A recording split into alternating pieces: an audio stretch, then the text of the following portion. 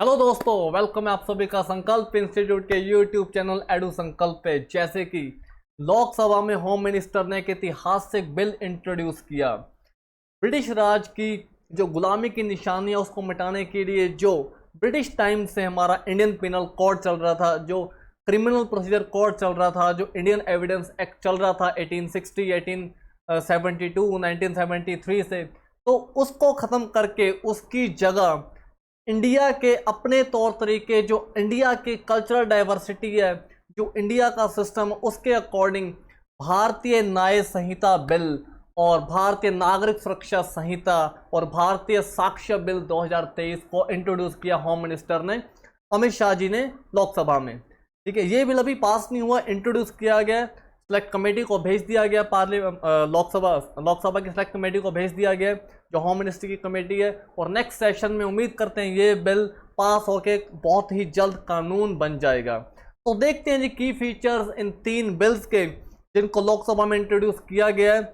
और जो पुराना सिस्टम था, जो ब्रिटिश टाइम से जो रूल्स रेगुलेशंस चल रहे थे, जो आचार संहिता चल रही थी, जो ब्रिटिश टाइम्स के कानून चल रहे थे, उनमें क्या क्या चेंजेस किए गए, क्या नया किया गया, क्या बदलाव किया गया और किस चीज़ को ख़त्म किया गया। आओ देखते हैं की फीचर्स।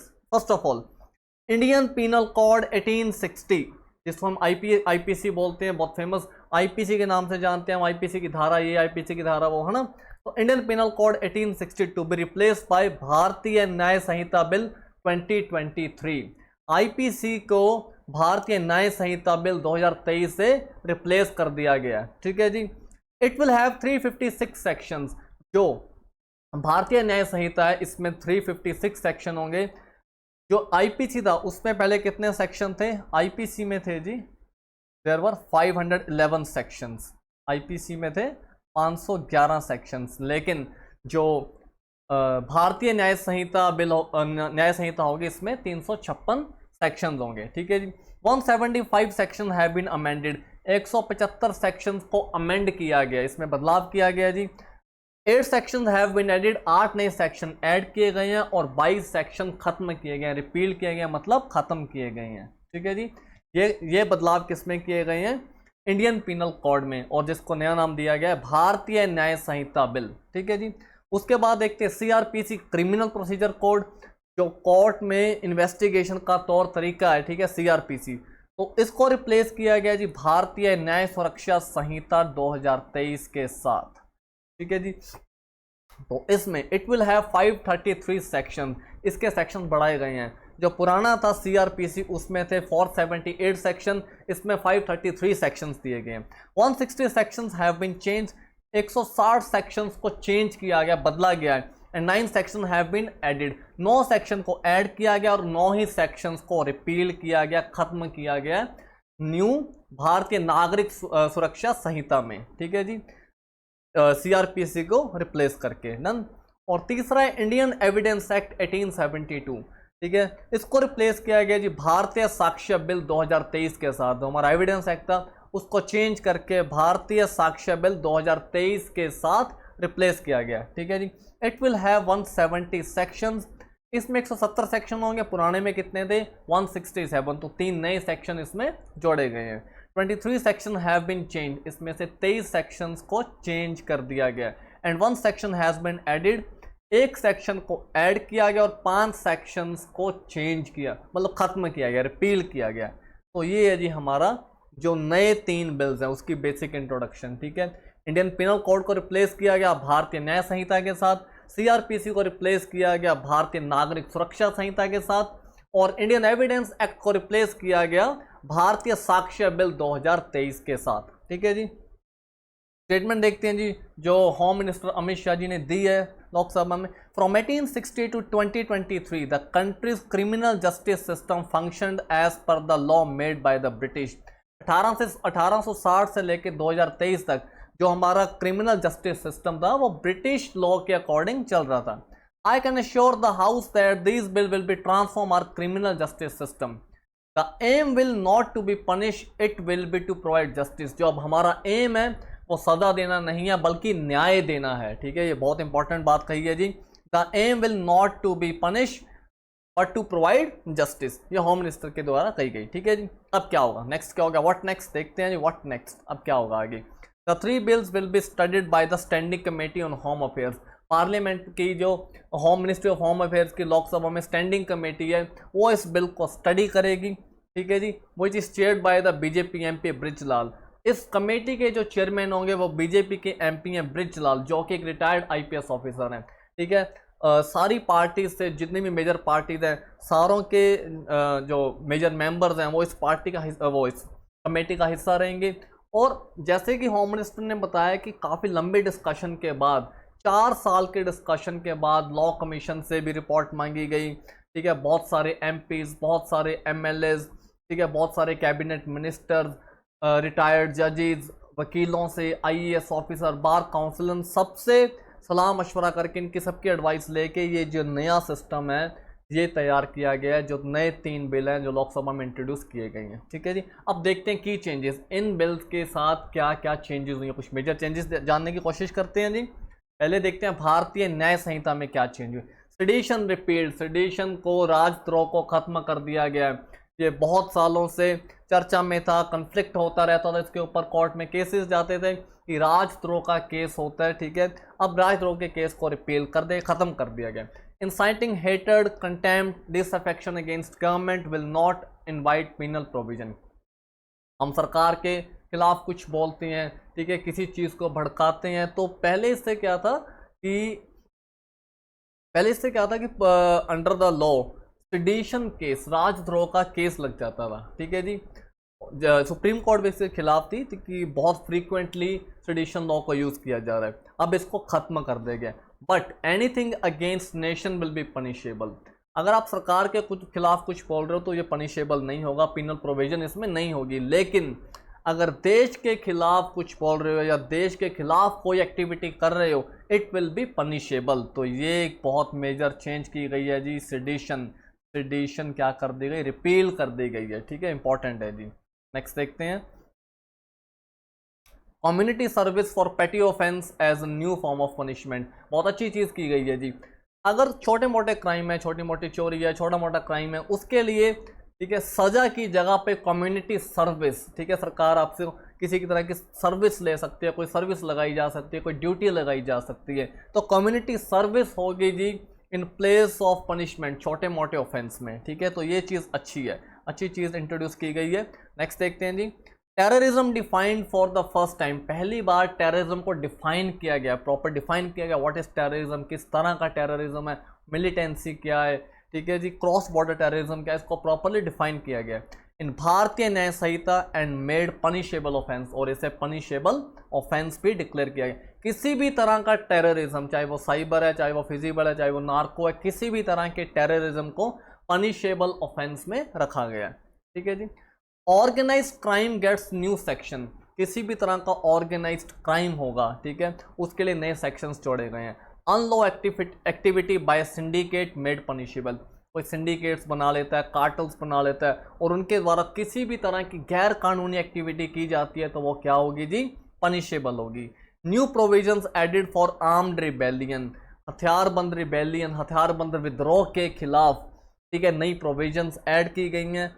सेपरेटिस्ट एक्टिविटीज और एक्ट थ्रेटनिंग सोवरनिटी। किसी भी तरह की अलगाववादी एक्टिविटी और कोई भी ऐसी एक्टिविटी जिससे देश की अखंडता, संप्रभुता को नुकसान होता है तो वो पनिशेबल रहेगी। उसके लिए नए सेक्शंस ऐड किए गए हैं। ऑर्गेनाइज क्राइम, जैसे कि रिसेंटली नू में वायलेंस हुई तो उसको बोला गया कि ये ऑर्गेनाइज क्राइम था, पहले से तय था, ऐसा होना था। ठीक है, तो इस तरह के ऑर्गेनाइज क्राइम के लिए नए सेक्शंस ऐड किए गए हैं। डन, चलो और देखते हैं जी।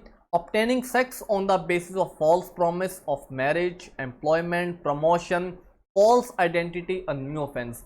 किसी भी तरह का फिजिकल रिलेशन, ठीक है, किसी भी तरह का sex on the basis of false promise, झूठे वादे करके, चाहे वो झूठा शादी का वादा हो, झूठा एम्प्लॉयमेंट, नौकरी देने का वादा हो, झूठा वादा हो किसी तरह प्रमोशन देने का, या किसी भी तरह की झूठी आइडेंटिटी, अगर ऐसा ऑफेंस किया जाता है, किसी के साथ शारीरिक संबंध बनाए जाते हैं इन बेसिस पे, तो ये ऑफेंस की कैटेगरी में है, ये पनिशेबल ऑफेंस होगा जी। ठीक है, क्योंकि आजकल न्यूज़पेपर्स में इन केसेस की भरमार पड़ी है, बहुत सारे ऐसे केसेस आते रहते हैं।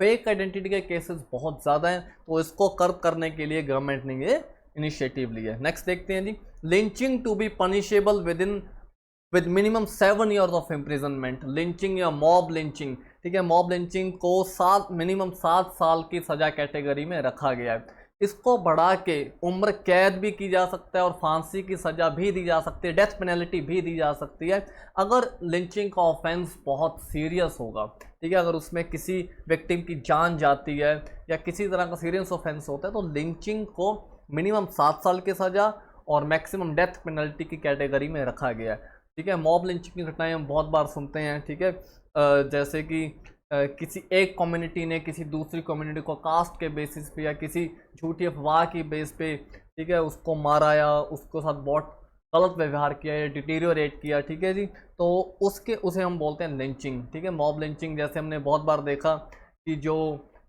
ये जो गौ रक्षक हैं, ठीक है, गौ रक्षक की गौ तस्करों के साथ बहुत बार झड़प हो जाती है या ऐसी अफवाह फैल जाती है तो उस टाइम लिंचिंग हो जाती है, तो इसको ऑफेंस में रखा गया, ठीक है जी। नेक्स्ट देखते हैं, gang rape to be punishable with 20 years imprisonment और लाइफ इम्प्रिजनमेंट।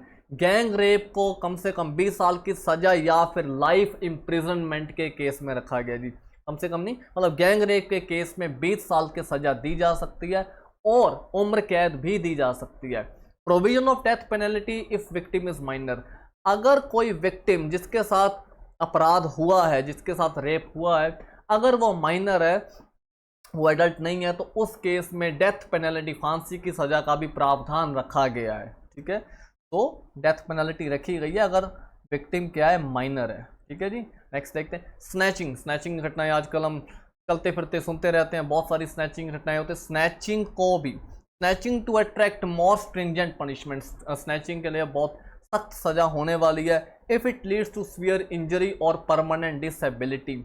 अगर इससे किसी को घातक इंजरी होती है या परमानेंट डिसेबिलिटी, ठीक है, परमानेंट डिसेबिलिटी कोई पर्सन का कोई अंग है, ठीक है, वो कट जाता है, कोई ऑर्गन काम नहीं करता या किसी भी तरह की डिसेबिलिटी होती है पर्सन को, ठीक है जी, परमानेंट डिसेबिलिटी, तो उस केस में, ठीक है, स्नैचिंग है, उस केस में स्ट्रिंजेंट पनिशमेंट, सख्त पनिशमेंट का, सख्त सजा का प्रावधान दिया गया है जी, ठीक है। हिट एंड रन केस, ठीक है, बहुत सारे एक्सीडेंट्स होते रहते हैं हाईवेज पे, स्टेट हाईवेज पे, रोड्स पे, ठीक है, कि पीछे से कोई आया, मार के चला गया, भाग गया और पता नहीं चला, है ना, और उस पर्सन को उठाने वाला नहीं है जिसका एक्सीडेंट हुआ, और बहुत सारे केसों में ऐसे ही पर्सन की डेथ हो जाती है। तो इसके लिए क्या प्रावधान है जी, hit and run cases resulting in death shall attract imprisonment of either description of up to 10 years and in addition to fine, ठीक है जी।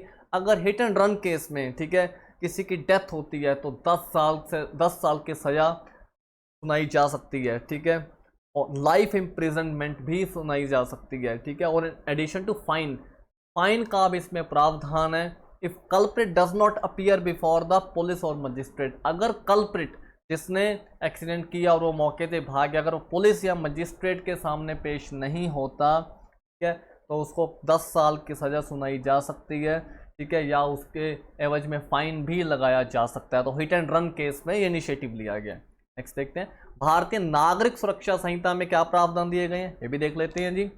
Judgement to be given within 30 days after conclusion of argument, ठीक है, जब बहस पूरी हो जाए किसी केस की तो उसके 30 दिन के अंदर अंदर कोर्ट को फैसला देना पड़ेगा, ठीक है। तो मतलब जो गवर्नमेंट का एम है कि जो न्याय है वो जल्दी से जल्दी मिल सके, केसेस का निपटारा जल्दी से जल्दी हो सके, ठीक है, कुछ तय समय में 1 साल में केस खत्म हो पाए, तो जजमेंट बहस के बाद 30 दिनों में जजमेंट पूरी करनी होगी, ठीक है, जजमेंट देनी होगी और उसको 7 दिन के अंदर अंदर ऑनलाइन अपडेट करना होगा। पीरियड में be extended up to 60 days for specific reason. ये 7 दिन के, जो 30 दिन वाला टाइम है, 60 दिन के लिए भी हो सकता है, कुछ स्पेसिफिक रीजन हो अगर तो, ठीक है, इसको बढ़ाया जा सकता है स्पेसिफिक रीजन में। नेक्स्ट देखते हैं, designated police officer in every police station to give notice of any arrest. किसी को अरेस्ट करने जा रहे हैं, किसी भी तरह अरेस्ट का नोटिस देना पड़ेगा जी, डेजिग्नेटेड पुलिस ऑफिसर की ड्यूटी होगी। Crime victim to be informed about the progress of investigation within 90 days। जो विक्टिम है, जिसके साथ क्राइम हुआ है, जिसने कंप्लेंट की है, उसको जो उसके केस की इन्वेस्टिगेशन रिपोर्ट, उसकी प्रोग्रेस विद इन 90 days बतानी होगी, ठीक है। तो जिम्मेवारी तय कर दी गई है जी पुलिस ऑफिसर की। नेक्स्ट देखते हैं, sexual offence survivor statement to be recorded by women judicial magistrate. किसी लड़की के साथ, किसी विमेन के साथ अगर सेक्सुअल ऑफेंस हुआ है, बलात्कार हुआ है, किसी भी तरह का सेक्सुअल ऑफेंस हुआ है, ठीक है, तो उसकी स्टेटमेंट एक विमेन जुडिशियल मजिस्ट्रेट द्वारा रिकॉर्ड की जाएगी, मतलब उसकी उनकी उपस्थिति में रिकॉर्ड की जाएगी, ठीक है जी। And in the presence of women police officer at her residence, और साथ में एक विमेन पुलिस ऑफिसर होगी, उस लड़की के रेजिडेंस पे ये रिपोर्ट रिकॉर्ड की जाएगी, ठीक है जी, या उसकी बात सुनी जाएगी। पेरेंट और गार्डियन ऑफ सर्वाइवर में भी प्रेजेंट, और उस समय उस लड़की के या उस विक्टिम के जो पेरेंट है या गार्डियन है, ठीक है, वो उस टाइम प्रेजेंट हो सकते हैं। डन, तो ये चीज़ अच्छी की गई है। नेक्स्ट देखते हैं, automatic bell after serving 1/3 of sentence for first time offender. इन्होंने पहली बार क्राइम किया है, जब उनकी 1/3 सज़ा पूरी हो जाए तो उनको ऑटोमेटिक बेल का प्रावधान इसमें रखा गया जी। ये नई चीज़, ऑटोमेटिक बेल का प्रावधान रखा गया, सो बहुत इंपॉर्टेंट है। नेक्स्ट देखते हैं, remission not available to person sentence life imprisonment और डेथ सेंटेंस। किसी पर्सन को अगर लाइफ इम्प्रिजनमेंट मिली है या डेथ सेंटेंस मिली है तो उसको रिमिशन नहीं दी जा सकती, उसकी सज़ा कम नहीं की जा सकती है, उसकी सज़ा का जो कैरेक्टर है वो लाइट नहीं किया जा सकता, ठीक है जी। नेक्स्ट देखते हैं, civil servants prosecution to go ahead if competent authority fails to take decision it within 120 days. कोई सिविल सर्वेंट है, कोई IAS ऑफिसर है, अगर कोई भी कॉम्पिटेंट अथॉरिटी 120 दिन में फैसला नहीं लेती तो उसके ऊपर केस चलाया जा सकता है, फर्दर जो भी प्रोविजन बनती है वो की जा सकती है। तो सिविल सर्वेंट्स के ऊपर भी थोड़ी नकेल कसी गई है। नेक्स्ट देखते हैं, भारतीय साक्ष्य अधिनियम एविडेंस एक्ट। भारतीय साक्ष्य अधिनियम में क्या चीज़ प्रोवाइड की गई है जी, देखते हैं की फीचर्स क्या है इसके। Documents to include electronic and digital records, ठीक है जी, email, server, logs, files on computer, smartphone, laptop, location, data etcetera. ये सारा जो सिस्टम है ये डिजिटल फॉर्म में रखा जाएगा जी, ठीक है, इसको अपलोड किया जाएगा, डिजिटल फॉर्म में रखा जाएगा, ईमेल्स को, फाइल्स को, सारा कुछ, ठीक है। ये जो डॉक्यूमेंट्स हैं उसको इलेक्ट्रॉनिक फॉर्म में रखा जाएगा। Done. Digitalisation must of FIR, case diary, chargesheet, summon and judgement. कोई भी FIR लिख रही है पुलिस, ठीक है जी, या कोई भी चार्जशीट दाखिल कर रही है, कोई समन भेज रही है, किसी भी तरह के जजमेंट पास की जा रही है कोर्ट के द्वारा, तो उसकी डिजिटलाइजेशन जरूरी होगी, उसको डिजिटली रिकॉर्ड करना पड़ेगा, ठीक है, डिजिटली अपलोड करना पड़ेगा। तो ये डिजिटलाइजेशन के ज़रिए चीज़ों को आसान करने में काफ़ी हेल्प होगी, ये चीज़ें को प्रावधान दिया गया है। नेक्स्ट देखते हैं, register for emails to be maintained by all police station. सारी पुलिस स्टेशन को एक रजिस्टर मेंटेन करना होगा जिसमें सारी ईमेल्स, ठीक है, ईमेल्स जिसने भी कंप्लेंट की है, जिसके खिलाफ कंप्लेंट की, उसका सारा डेटा उसमें रिकॉर्ड करना होगा police station. And codes containing email IDs, phone number and other details, जिसमें ईमेल आईडी, फ़ोन नंबर और बाकी की डिटेल्स लिखनी पड़ेंगी ताकि उनको सबको इलेक्ट्रॉनिक फॉर्म में अपलोड किया जाए, अपडेट किया जाए। तो डिजिटलाइजेशन की तरफ काफ़ी मूव किया गया, ठीक है जी। Video recording of search and seizure operation by police at any property. अगर पुलिस किसी प्रॉपर्टी में रेड करती है, सर्च करती है, किसी कॉन्ट्राबैंड को सीज करती है, किसी भी चीज़ को, कॉन्फिस्केटेड चीज़ को सीज करती है, तो उसकी वीडियो रिकॉर्डिंग करनी पड़ेगी, ठीक है जी। Recording to be send to magistrate concern without delay. और ये जो रिकॉर्डिंग है इसको मजिस्ट्रेट के पास भेजना होगा विदाउट एनी डिले, बिना किसी डिले के, बिना कोई छेड़खानी किए, इसको साथ के साथ मजिस्ट्रेट के पास भेजना होगा जी, ठीक है। Forensic experts must in all cases of offences punishable with 7 और मोर ईयर्स इन जेल।